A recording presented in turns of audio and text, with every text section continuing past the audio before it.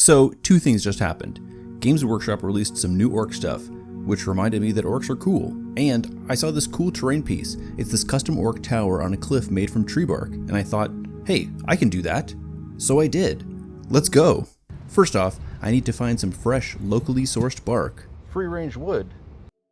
Sterilize the bark with a next level oven sanitation maneuver. Delicious, if you're a beaver. I begin to arrange various bark fragments to figure out the best cliff configuration. Here I rely on the trusty hot glue and air hose combo for fast building. A regular disc for the base, since I didn't want to make it too big. Even though I used a very safe, zero fire risk oven-based sanitization, I also wanted to seal it so that no moisture would be retained during painting. I use an isopropyl spray and my secret custom PVA sealing agent. Ooh, perfect rocky detail. With the base done, it was time to start the tower. Check out my bits. Without bits collectors, there'd be no bits, and no project, and no video. Acknowledge these patrons immediately.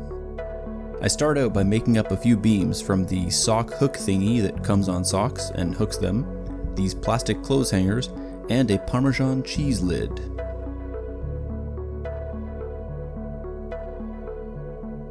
These squarish plastic plant pots have a neat isosceles trapezoid on the bottom, so I collected a few of those. Time for a few custom panels cut from this battery cover. I don't know what it's from. Simply score the plastic, then snap. Easy peasy. I make a few, then eventually like a dozen. Oh yeah, and I start the weathering. Some snipping to simulate torch cuts.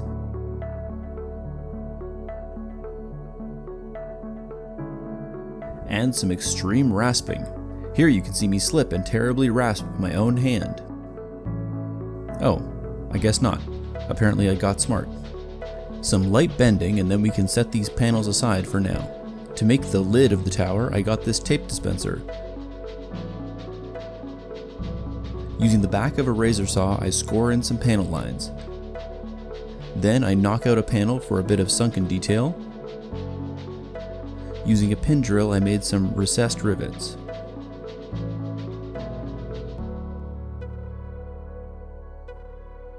After using a highly sophisticated leveling device, I glued the tower topper into place upon its rocky perch. Bloop that extra dispenser piece in there, then it was time to start bulking this thing out. I start off with some of those plant pot chunks, then we have the very famous Windows key. This triangle pizza table was way too cool to pass up. Okay, first cheeky move. I'm gonna make this little PCB board thing into a panel. Boom, it's a panel now. Deal with it. More keyboard keys and various pot chunks. You really want that layered look for orc construction. I needed some bulk, so it was time to make a famous scratch-bashing Mega Bloks panel. Wait a minute, is this Lego? No. It is not. Once the nubs are off, I smooth it down and glue it to some paper. Trim that up and it's ready to go. I used this just so that I could say Ork Fork. I used 2 pieces of the Ork Fork as support beams. Speaking of beams, I rough up some of the coat hanger chunks to use as protruding I-beams. These get stuck in at various angles around the tower. Time to make some more panels, this time from some chunks of a printer. Same principle here, slice and snap, and snap, and snap, and snap, and snap, and snap. I wanted to use these angled pieces to make the top boundary, possibly even some crenellations. Oh yeah, obviously I weathered these by chipping the edges with a hobby knife. That's almost a given, right? After affixing the crenellations, I started placing on those premium panels from before, but I was running out. So I made even more from this other printer piece. Then I found this magical door piece which became a door somehow, and I decided that there should be a cute and tiny Grot-sized ammo locker thing down in this hole. So I made it. This naturally features some sock hook beams. Big rasp action. I think this is the time when I cut my hand. Oh, no. More normal, safe rasping. Whatever. Rounded panel affixature, and then these support posts, which are from an alternate, more interesting part of the coat hanger. Then a tiny bit of nifty drill-based weathering. I slap the rest of the beams up onto the surface to give it a junkyard vibe. Surprisingly, with this haphazard building method, I didn't really end up with any gaps. So I think this one time I can skip the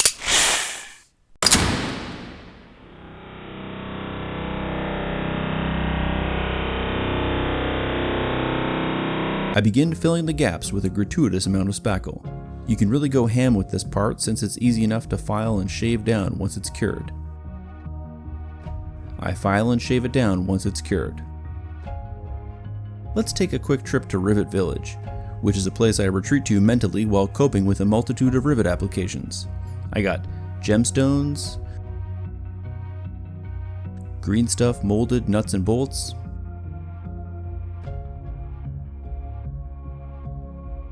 I even drilled out some holes for missing bolts. And I have these little glass beads for small rivets. Yep, I think this video is going to be the most highly riveted build on YouTube this month. You've got mail. Now, I need to make a huge mess. It's sand time. Normally you can slap this down and PVA the heck out of it, but the glossy disc rejects sand harder than someone who doesn't like sand. So I'm going to help it out with a few key zones of superglued sand. The rest of the PVA'd stuff will stick to these hotspots. Classic alcohol spray is employed for maximum glue saturation. Looks like the tower is done, but orcs like things to be heavily armed. I would say a machine gun, but really we just want a big custom... Shoota! Sorry, what? Shoota! Look at this haul. More printer guts. I got this tube part and stuck it into this more angular part, which I then stuck onto another angular part. And that's how a shoota gets made. Okay, well now I need an area for ammo to enter the shoota. This piece looks like a place where that might happen. Trimmed and affixed, that certainly looks the part. This soap dispenser tube is close enough in dimensions to act as the second barrel. Oh yeah, we need 2 barrels on the shoota. I know that might seem like things will eventually get overheated and break down, but don't worry. Just drill a couple of cooling vents or hot holes and this thing can blast away for hours. Here I test the heat dissipation and also wither away some of these weird stringy plastic bits left over from all the drilling.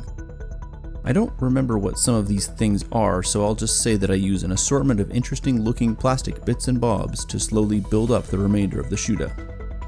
Based on my own very real and complete knowledge, I know that this thing is an oversized charging handle.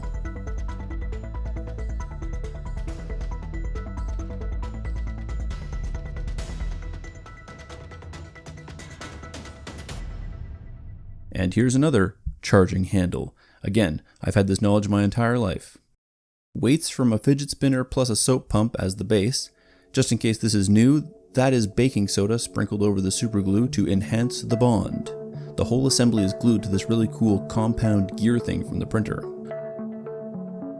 Once the gun was on the base, I realized it needed some balance, so this other neato plastic bit gets stuck to the back with 2 additional and equally neat parts stuck to that. Time for some armor for some reason. This fiddly metal piece gets pressed on, then I trim down some plastic panels to cover the back. Oh, I almost forgot the ammo belt. As I trim up this sprue from a model kit, please take a moment to appreciate these fine kit basher patrons. Glue the ammo to some paper and then load it in. A few more details, including a bit more paneling courtesy of this little Mega Bloks piece.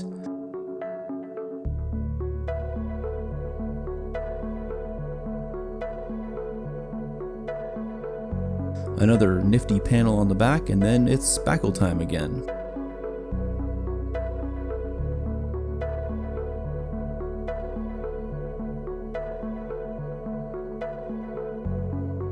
Bolts and rivets get added. What the heck? Come on. Whenever possible, you can easily position rivets by placing them on a flat surface and then sliding them over a small dot of glue, instead of trying to perfectly place them with tweezers. This is my favorite detailing trick for any kind of cylinder, whether it be a pipe or gun barrel. Cut a little loop from a soap dispenser straw, slice it open and expand it over a smaller pipe to add a reinforcing ring. It leaves a little gap sometimes, but you can just turn it to an unseen side, or downward in this case. Paint time! After priming with spray paint, I make up a batch of unique and custom texture paint which I just invented. Various spans, powders, paints, glue gloops, more paint, and liquids.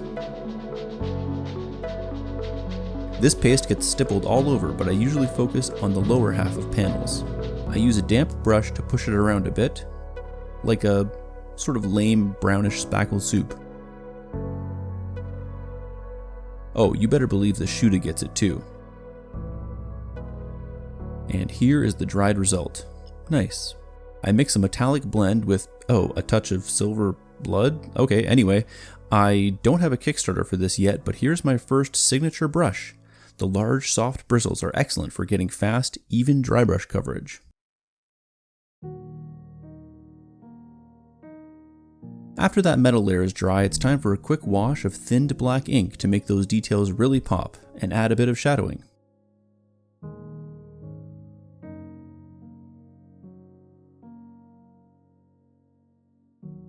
Since orc buildings don't need to go fast, you can really paint them any color you like.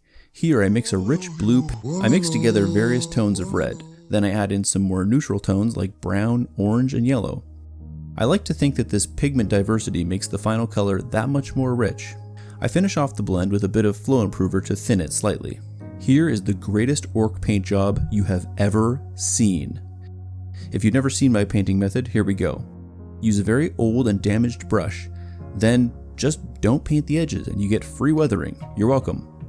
I like to use a mix of stippling and sketching strokes to build up what looks like a rough coat of paint. I spend way too long applying many layers. After a good base coat, I mix in more alternate tones to lighten and darken the red, and then I go back to various panels and pick out several areas just to make it a bit more random. I even use some primitive blending and advanced techniques like mixing on this palette made from a plastic lid. You get the idea. I paint red for a long time. Orcs believe that red makes it go faster, but if you see that the subscribe button is red, gosh, that's just depressing.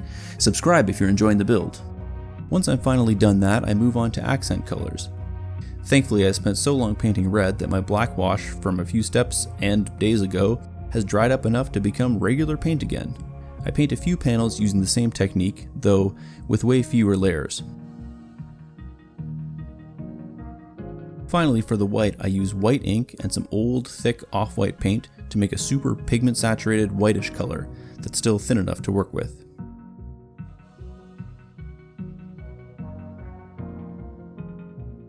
I don't want to have to freehand at all, so it looks like stencils are back on the menu, boys.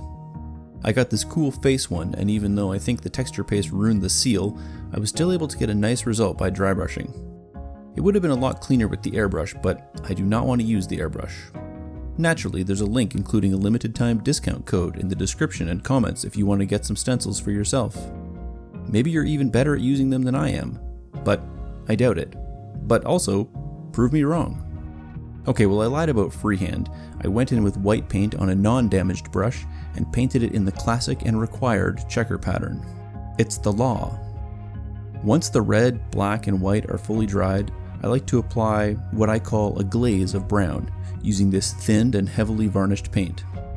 I brush an entire panel with water, and then I let the glaze sort of flow down into the lower half. This adds a kind of grime, but also creates a bit of a gradient on the main color, especially on the red and white. Some people might call this color modulation.